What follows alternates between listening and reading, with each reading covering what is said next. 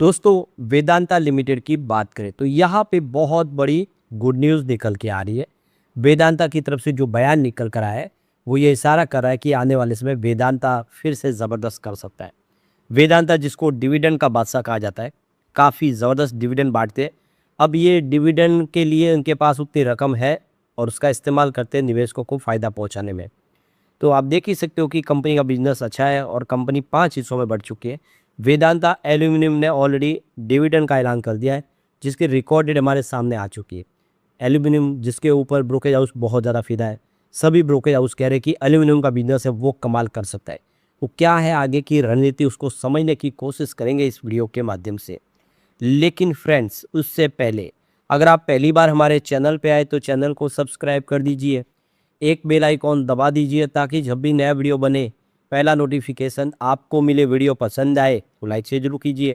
चलो friends, video start करते हैं। मैं हूँ आपका दोस्त एसबी दवे और हमारे अपने चैनल ऑनलाइन कमाई में आपका बहुत बहुत स्वागत है। सबसे पहले वेदांता लिमिटेड के कारोबार की बात करें तो 265 पर आप देखें, आज स्टॉक आपको ट्रेड करता हुआ दिखाई देगा 0.49% की तेजी के साथ। तो शुरुआत पॉजिटिव हुई, 264 पर फ्राइडे की क्लोजिंग थी और 267 पर शुरुआत हुई। इंट्राडे में 264 का ही लो बना, मतलब पूरे दिन में गिरावट नहीं हुई। तेजी की वजह से 268 तक गया। तो पॉजिटिव माहौल है, खरीदारी बाजार में देखने को मिल रही है। और आप देख ही सकते हो कि स्टॉक अभी भी अपने ऊपरी प्राइस से करीब यहाँ पर आपको 90 रुपीज़ नीचे दिखाई देगा, क्योंकि 360 का इसने हाई बनाया हुआ है। और आप देखें उसके बाद लिस्टिंग के बाद कमज़ोर हुआ, ये नीचे आया। लेकिन अभी भी 151 का जो 52 वीक का लो है उससे काफ़ी बेहतर है। और यहाँ से आने वाले समय उम्मीद है कि ये स्टॉक फिर बेहतर करेगा। अब यहाँ पे वेदांता एल्यूमिनियम लिमिटेड की बात कर ले तो 460 पर स्टॉक आपको ट्रेड करता हुआ दिखाई देगा। 1.28% की यहाँ पे हमें तेजी देखने को मिल रही है। तो क्लोजिंग 454 पर थी, आप देख सकते हो फ्राइडे को शुरुआत 457 पर पॉजिटिव हुई और यहाँ पे इंट्राडे में 451 का लो बना। इसका मतलब ये है कि कुछ समय के लिए स्टॉक में गिरावट हुई है, लेकिन जो निचले लेवल से जम जम के खरीदारी शुरू हुई, नतीजा ये रहेगा सीधा 451 से 461 का ही बना है, यानी 10 रुपीज़ का जंप देखने को मिला। अभी 537 जो इसका लिस्टिंग का दिन है, उस दिन जो इसने बनाया था उससे स्टॉक अभी बहुत नीचे है। वैसे 423 का लो भी बनाया था, वहाँ से अब फिर से बेहतर करता हुआ दिखाई दे रहा है।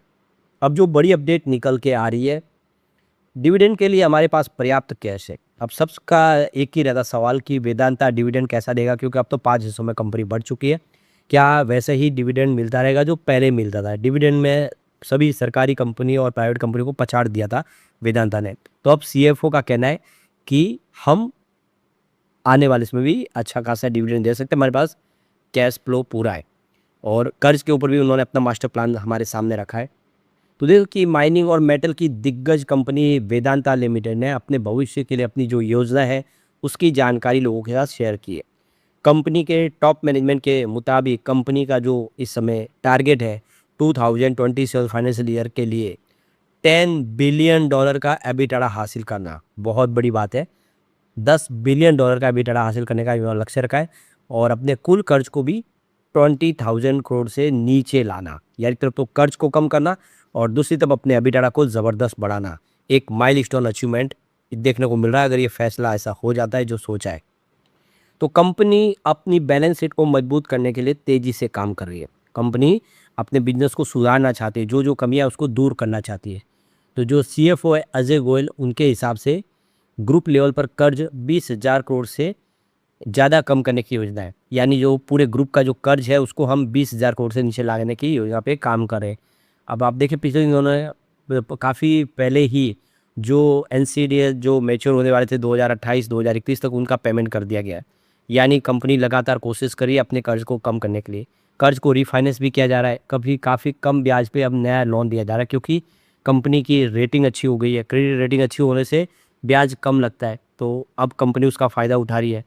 आप देखें जून क्वार्टर के दरमियान ग्रुप की parent company Vedanta resources limited ने पहले ही अपना कर्ज जो है वो $1.1 बिलियन कम कर लिया है। तो क्वार्टर 1 आने के पहले ही इन्होंने भारी भरकम अपने कर्ज को कम किया है, ये बहुत अच्छी बात है। इसके अलावा जो डेट रीफाइनेंसिंग से ब्याज के खर्च में सालाना 1,000 करोड़ रुपये से ज़्यादा की बचत होने वाली है। यानी जो पुराना कर्ज है उसको रीफाइनेंसिंग किया गया है, नया कर्ज लिया गया है कम ब्याज पे, जिसकी वजह से इनको 1,000 करोड़ से ज़्यादा की रकम बचने वाली है। तो ये एक बहुत शानदार फैसला है और ये सबसे बड़ी कंपनी की जीत भी है कि कम ब्याज पे नया लोन मिल रहा है। अगर किसी कंपनी को कम ब्याज पे लोन मिल रहा है पुराने के मुकाबले, तो इससे एक बात समझ में आती है कि कंपनी की सेहत पहले के मुकाबले और अच्छी हो गई है। अगर ऐसा होता है तो उसका फ़ायदा शेयर की प्राइस पे भी देखने को मिलेगा ज़रूर। तो वेदांता अब क्रिटिकल मिनरल्स के सेक्टर में कदम रख रही है। ग्रुप के एग्जीक्यूटिव डायरेक्टर अरुण मिश्रा ने बताया कि कई मिनरल ब्लॉक्स में खोज का काम शुरू हो गया है। सरकार से इन्होंने डिमांड की थी कि बहुत सारे ऐसे खनिज है जिसकी अभी दोहन हुई नहीं, और सरकार से कहा था कि उनको मौका दिया जाए, तो मौका मिल रहा है। सरकार भी नए टेंडर जारी कर रही है तो इनको नए ब्लॉक मिले। तो आप देखिए जिसमें उत्तर प्रदेश का एक मोनोजाइट ब्लॉक भी अभी शामिल है।